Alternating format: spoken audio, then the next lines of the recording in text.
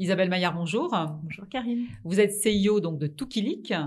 Et vous, donc, Karine Labaune, bonjour. Bonjour Karine. Vous êtes CEO donc de Pourquoi. Alors justement, pourquoi vous avez mis autant de temps à créer ce duo de compétences alors que vous êtes connu sur les bancs de l'école de commerce, sur les bancs d'HEC? En fait, parce qu'on s'est perdu de vue pendant 25 ans. Ah oui, c'est une idée valable. Voilà. On avait des trucs à vivre avant de se retrouver vraiment. Ouais. Alors justement, ces trucs à vivre, comme vous dites, donc c'est chacune de son côté, son expérience. C'est ça. En fait, on a eu chacune notre première vie professionnelle. Ouais. Et puis, il y a 3 ans, donc on se retrouve par un réseau social bien connu. Ouais. Et en fait, on se rend compte que notre duo va être une évidence et qu'on partage une vision sur la transformation des organisations. Alors justement, cette vision commune que vous partagez a donné naissance à un concept, celui de l'entreprise alignée, que vous avez vous-même mis au point, au contraire de beaucoup de vos confrères qui travaillent sur l'entreprise libérée. En quoi ça consiste ? Alors, c'est contrairement à beaucoup d'autres processus, justement, ce n'est pas un processus. Quand on intervient en entreprise, on ne déploie pas une méthode.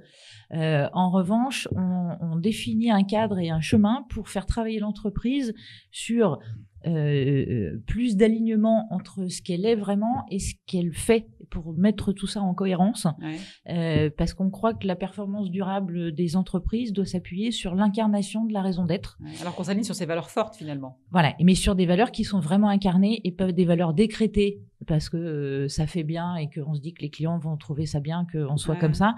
Il y a quand on agit, quand les entreprises agissent de cette façon, il y a une dissonance qui se voit et de l'intérieur et ça déclenche du départ de collaborateurs et de la part des clients où il y a un problème d'authenticité qui se voit de plus en plus. Est-ce que c'est pas compliqué de se démarquer dans le coaching, notamment un métier que vous connaissez bien, que vous exercez depuis longtemps, parce que c'est un terme quand même qui est très galvaudé, très utilisé, parfois mal utilisé? Alors, je pense qu'il faut faire la différence entre coaching et transformation des organisations. Qui est plus votre spécialité. Voilà. Enfin, moi, je suis coach à la base, mais j'ai fait beaucoup d'accompagnements managériaux, etc. Et ce que je constatais dans les organisations que j'accompagnais aussi sur du long terme, c'est qu'il y avait un manque. Et ça a été, c'est de là qu'est née l'entreprise alignée. Parce que, en fait, cette transformation managériale ne s'appuyait pas sur le sens. Et c'est toute la démarche aussi qu'a apporté Karine, de connecter donc la partie managériale à la partie sens et du coup de connecter à la réalité de l'entreprise. Alors du coup, ça donne lieu à des accompagnements, je suppose, qui sont quand même relativement longs parce qu'il faut quand même faire sauter la résistance au changement, qui est quand même souvent ça prend du temps.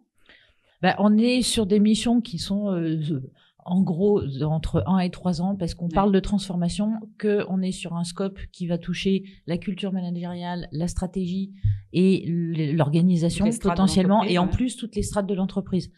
Donc pour activer tout ça, laisser le temps aux gens d'intégrer, d'expérimenter dans leur quotidien professionnel entre les séminaires. Et les 2 piliers de notre accompagnement, c'est autonomie et responsabilité. Donc ça prend du temps à se mettre en œuvre pour que ce soit de façon saine. On pense tous être des adultes autonomes et responsables. Pas tant que ça. Pas forcément. Mais il y a un élément aussi qui lève pas mal la résistance au changement. En fait, c'est la qualité du diagnostic qu'on va poser au démarrage de la mission, en fait. Vous mettez le point sur les bons... Exactement. Et puis, on peut lever les lièvres éventuels qui sont là. Et ça permet de clarifier aussi le chemin qu'on va parcourir tous ensemble en ayant un cap, mais il est possible qu'à certains moments, on mette la focale sur des choses qui n'étaient pas prévues au départ. On se laisse cette liberté parce que c'est un organisme vivant, une organisation. Sûr, vous apprenez à la connaître en plus. Exactement. Donc, alors quand on s'est habitué à votre présence sur le long terme comme ça, est-ce que le sevrage n'est pas compliqué? Douloureux? C'est ce que je commence à dire tout à l'heure. C'est partir. Non, parce que c'est un peu comme les enfants quand ils trouvent quand ils commencent à se reconnaître autonomes, Ils ont envie de partir. Et bah, du coup, ils ont envie de partir. Donc ça se fait et naturellement, les choses se passent assez naturellement. Donc, les séminaires de fin de mission sont un petit peu orientés là-dessus. Mais ça se passe de façon assez fluide, au final. Je crois qu'à la fin, ils ont envie de nous montrer qu'ils sont capables de faire tout seuls. Donc, il y a une forme de fierté aussi qui se met en place. Et ça, on le sent venir progressivement. Ils ont envie de faire leurs preuves. C'est ça. Même, par rapport à tout l'acquis, effectivement, que vous leur apportez. Alors, vous avez, un passé chacune de votre côté assez lourd. En revanche, votre activité est relativement récente. Est-ce que vous avez quand même des retours de la part de ces entreprises dans lesquelles vous avez exercé? Oui, alors on a des retours déjà sur notre duo qui était un pari aussi au départ, parce que c'est vrai que il n'y a pas forcément énormément de consultants qui travaillent comme ça en duo, et un duo qui est toujours au centre de notre animation. Très complémentaire. Exactement. Et après, ce que les clients disent, c'est c'est la force tranquille qu'on va apporter dans les organisations. Sérénité, et puis la capacité à ce que chacun se sente interpellé par ce qu'on propose. Et que, en gros, j'allais dire, la thématique est la même pour tout le monde, mais chacun va avancer à son rythme et dans le respect de qui il est ou qui elle est. Et ça, c'est quelque chose d'assez confortable, et ça nous est renvoyé assez fréquemment par nos clients.